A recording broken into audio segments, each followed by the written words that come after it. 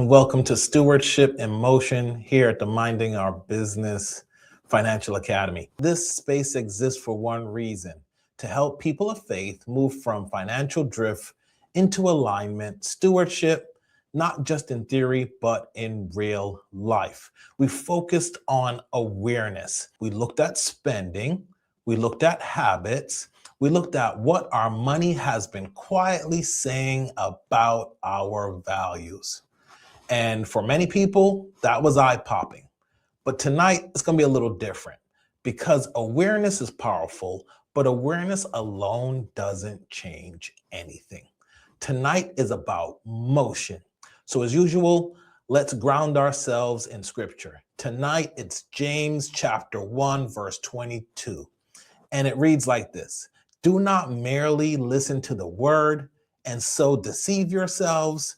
Do what it says." That verse is short, but it's heavy. James is saying something uncomfortable. You can hear truth, agree with it, even feel convicted by truth, and still deceive yourselves. If you never act on it, that's just what the word says. Here is our translation to help you apply this to your financial life. Clarity without action creates frustration. Alignment begins when insight turns into obedience. That's where many people are stuck right now. They know better, but they haven't moved yet.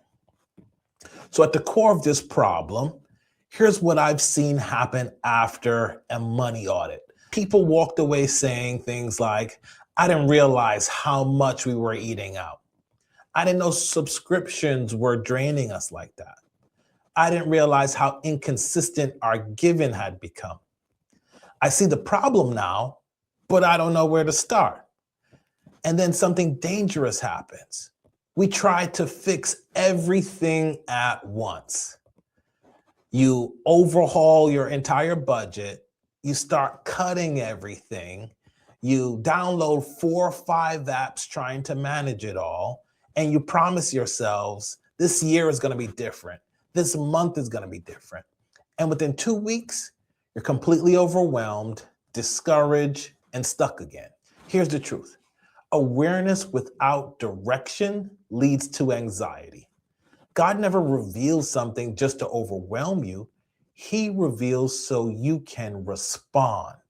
So you've probably heard me say this before. It's just a slight course correction. I want to give you a simple framework, not a budget, not a spreadsheet, and definitely not a guilt trip. A way to move from awareness into alignment.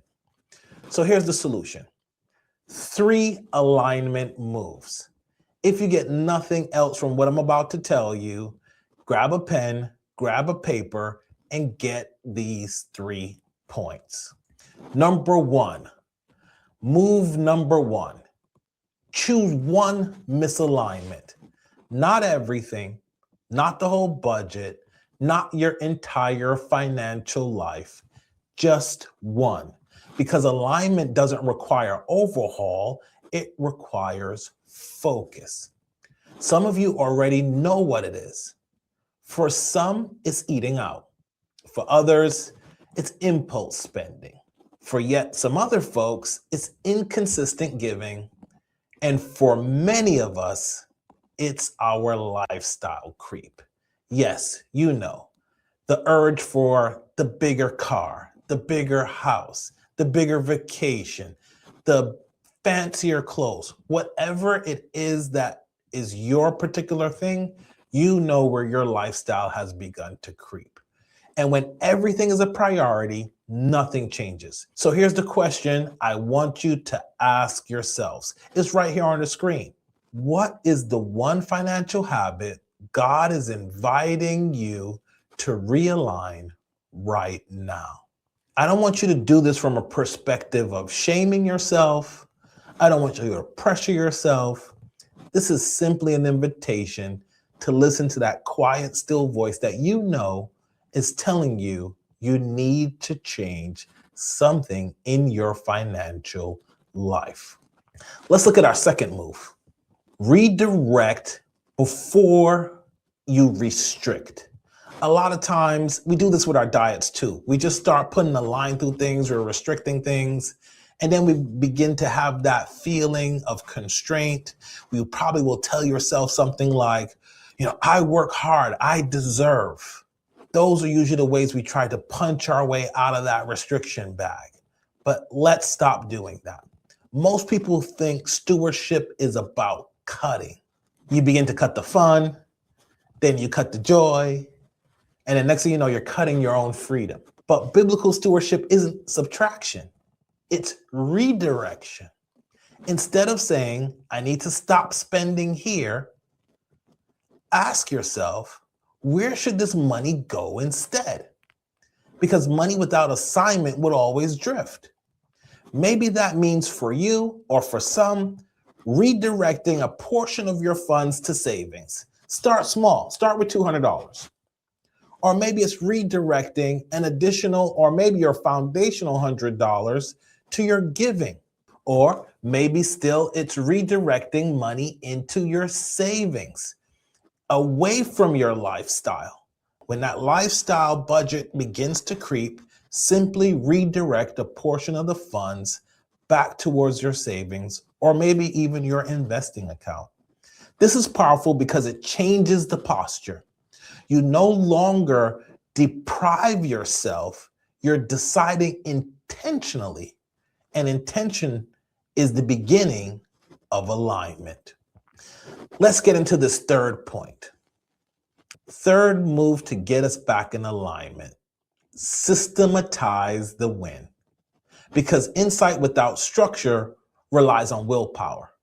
And let's just be honest, willpower always runs out. Let me say this plainly. If it isn't scheduled, it isn't stewarded.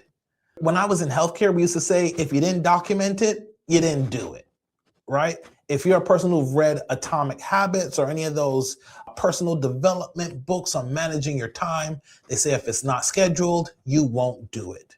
Let's take the same principle and apply it to our stewardship.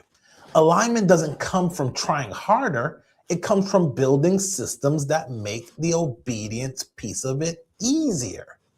That might look like for you, automatic transfers between your accounts. Maybe, as I teach, diversify your accounts, separate accounts dedicated to particular purposes and phases of your life.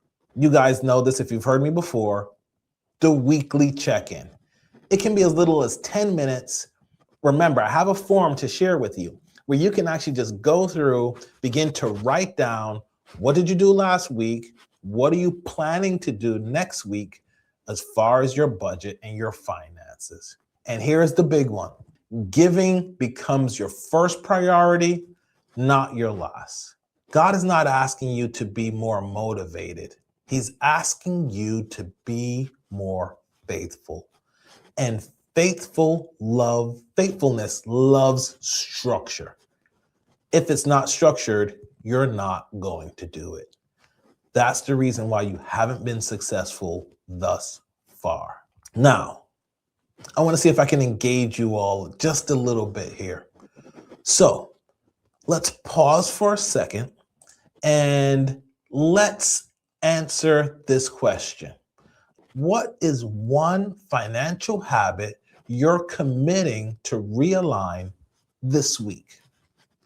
Just one. Give you 2 seconds to do that. So I want you again, no explanation. This is not perfection, simply just motion, getting the ball rolling. That's what I want you to do. Tracking, setting budgets. I see you all. This is really important. You have to find just one thing to implement into your practice, and that's where you begin to get momentum. So here's what I want you to do. Now, this is our mission for tonight. You don't need a new budget, not right now. You don't need more information. You don't need to master everything. You just need one aligned decision followed by some sort of structure so that decision sticks and you can repeat it. That's how stewardship becomes motion. It's not loud. It's not this dramatic shift away from what you've been doing. It's surely not going to happen overnight. But you want to pick one thing, decide a structure or a system to support that one change and implement it. Be consistent, intentional, and then you'll begin to get aligned. And when alignment becomes a rhythm, that's where the peace follows. Not because life is perfect, but because your money finally has direction. So let me say this as clearly as I possibly can. This is why Minding Our Business exists. Not to teach people what they already know, but to help them install systems that make alignment automatic. Inside MOB, we don't rush people, we don't shame people, we don't pressure people. We build stewardship one decision at a time. And if tonight stirred something in you, that's not guilt. That's the invitation. And you don't have to walk it out alone. So let me close with this. God is not looking for perfection. He's looking for faithful motion. One decision, one redirection, and one system that you can follow to make sure you execute. And that's how alignment begins. Thank you. Thanks for joining us at the MOB Academy. Now stop scrolling and go mind your business.